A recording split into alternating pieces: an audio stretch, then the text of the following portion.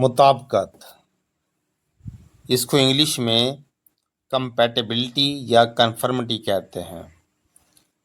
مطابقت کے لغوی معنی ہے مطابق ہونا، اکارڈنس ود، موافق ہونا یا برابر ہونا، لیکن قواعد کی روح سے فعل کی اپنے فاعل اور مفعول کے ساتھ، صفت کی اپنے موصوف کے ساتھ اور علامت اضافت کا، کے، کی وغیرہ کی اپنے مضاف کے ساتھ نسبت کے بدلنے کو مطابقت کہتے ہیں۔ گویا ہم کہہ سکتے ہیں کہ فعل اپنے فاعل اور مفعول کے ساتھ، صفت اپنے موصوف کے ساتھ اور علامت اضافت اپنے مضاف کے ساتھ مطابقت رکھتی ہے۔ مثلا ان جملوں پر غور کیجیے۔ ماں چلی گئی، بیٹا چلا گیا۔ اب یہاں پر ماں مؤنث ہے تو اس کے لیے گئی کا لفظ لگا ہے، بیٹا مذکر ہے تو یہاں پر گیا کا لفظ لگا ہے۔ تو یہی فاعل کی اپنے مفعول کے ساتھ مطابقت، فعل کے ساتھ مطابقت، یہی چیز ہے نا موافق ہونا یا برابر ہونا یا مطابقت ہونا، اس کو کہتے ہیں۔ مثال نمبر 2 دیکھیں، ماں اور بیٹا دونوں چلے گئے۔ اب یہاں پر جب جمع استعمال ہوئے ہیں تو گئے کا لفظ آ گیا۔ علم انسان کا درجہ بڑھا دیتا ہے۔ اب یہاں پر ہم یہ تو نہیں کہہ سکتے علم انسان کا درجہ بڑھا دیتی ہے، تو یہ غلط ہو جائے گا۔ علم اور نیک چلن انسان کا درجہ بڑھا دیتے ہیں۔ اب یہاں پر علم اور نیک چلن دو الگ لفظ ہیں اور یہ جمع استعمال ہوتے ہیں، اس لیے بڑھا دیتے ہیں لگے گا۔ لڑکی نے پانی پیا، لڑکی نے کہانی پڑھی۔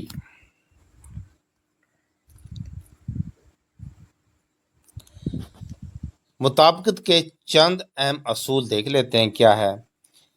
فاعل مذکر ہو تو فعل بھی مذکر آئے گا، یعنی کہ سبجیکٹ اگر مذکر ہو، میسکولائن ہو، تو فعل بھی مذکر آئے گا۔ جیسے استاد سبق پڑھاتا ہے۔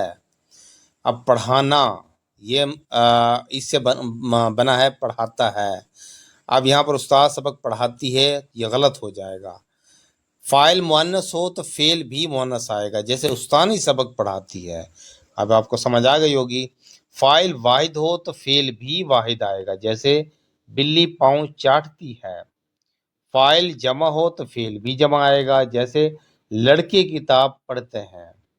اس میں صفت سے متعلق ہم جنس فاعل ایک سے زیادہ ہوں تو فعل واحد اور جنس کے مطابق آئے گا، جیسے برائی اور بد چلنی ہمیشہ نقصان دیتی ہے۔ یہاں پر ایک بات سمجھ لیں کہ برائی اور بد چلنی ایک ہی مطلب چیز ہے، تو اسی لیے پھر اس کے ساتھ کیا ہوا، فعل واحد آیا ہے۔ خاموش رہنے سے روب اور وقار بڑھتا ہے، تو پھر یہ بھی کیا آئے گا، واحد آئے گا فعل اس میں صفت سے متعلق فاعل ایک سے زیادہ ہوں۔ اگر فاعل ایک سے زیادہ ہوں تو فعل جمع اور جنس کے مطابق آئے گا، جیسے جھوٹ اور سچ ایک ساتھ نہیں چلتے۔ اب یہاں پر جھوٹ اور سچ ایک ساتھ نہیں چلتا، یہ غلط ہو جائے گا۔ مختلف جنس کے فاعل دو سے زیادہ ہوں تو فعل آخری فاعل کے مطابق ہوگا، جیسے ہمیں دیکھنے کو آنکھیں، سننے کو کان اور بولنے کو زبان ملی ہے۔ مختلف جنس ہیں اور لیکن آخری کے مطابق آئے گا جو فعل ہے۔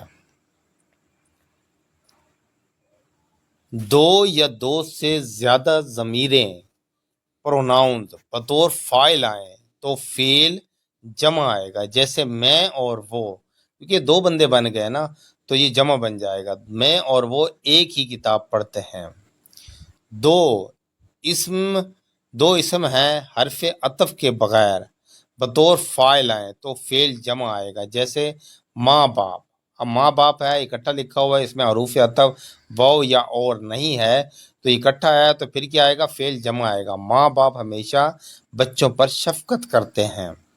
ایک ہی کلمے سے متعلق دو اسم حرف عطف کے بغیر بطور فاعل آئیں تو فعل واحد آئے گا، جیسے میں نے کتاب کا حرف پڑھا ہے، قلم دوات کہاں رکھی ہے۔ ایک ہی کلمے سے متعلق دو اسم حرف عطف کے بغیر آئیں، بات ایک ہی کی ہو رہی ہو تو دیکھو نا، میں نے کتاب کا حرف حرف پڑھا ہے. اب یہ جو حرف حرف ہے کتاب سے متعلق ہے، تو کتاب ایک ہے تو اسی لیے پڑھا آئے گا. قلم دوات کہاں رکھی ہے؟ اب قلم دوات ایک ہی چیز ہے تو پھر کیا آئے گا؟ کہاں رکھی ہے. اب کہاں رکھی ہیں غلط ہو جائے گا. دو یا دو سے زیادہ اسم بطور فاعل آئے اور ان کے آخر میں سب کا لفظ آئے تو فعل آخری اسم کے مطابق آئے گا. دیکھو، دو اسم آ جائیں اور سب کا لفظ استعمال ہو تو فعل آخری اسم کے مطابق آئے گا. جیسے عبداللہ کا گھر، دکان، زمین، زیورات سب بک گئے. اب آخری جو اس میں لفظ ہے وہ زیورات ہے جو کہ جمع ہے. سب کا لفظ آ گیا ساتھ میں تو یہ بک گئے جمع آئے گا فعل آخری اسم کے مطابق. دو یا دو سے زیادہ اسم بطور فاعل آئے اور ان کے آخر میں کوئی یا کچھ کا لفظ آئے تو فعل واحد مذکر آئے گا. جیسے ظفر، شفقت، کوثر، طاہر کوئی محفل میں نہیں پہنچا. اب دیکھیں نا، ظفر، شفقت، کوثر، طاہر. اب یہاں پر جو ہے نا اس میں مذکر بھی ہے مؤنث بھی ہے، لیکن اس میں جو فعل آئے گا وہ کیا آئے گا؟ واحد مذکر آئے گا. مال، دولت، زمین، جائیداد کچھ نہ بچا. اخباروں، کتابوں، رسالوں کے نام جمع ہونے کے باوجود فعل واحد ہی آئے گا. جیسے میں نے حکایت سعدی پڑھی، ریاض مجید کی کلیات نعت چھپ گئی ہے. نیکسٹ ہے تعظیمی. فاعل ہو تو فعل جمع آئے گا.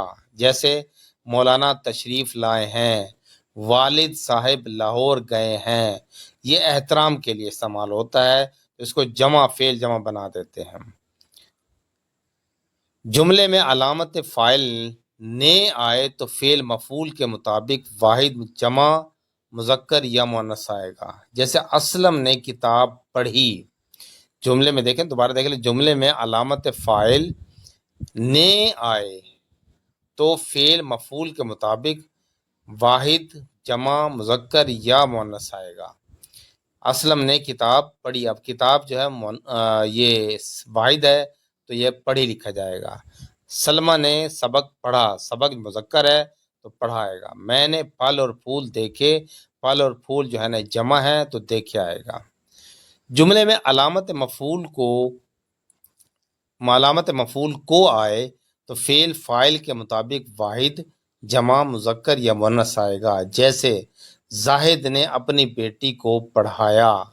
سلمہ نے اپنے بھائی کو چاکلیٹ دی. چور نے پولیس کو دیکھا.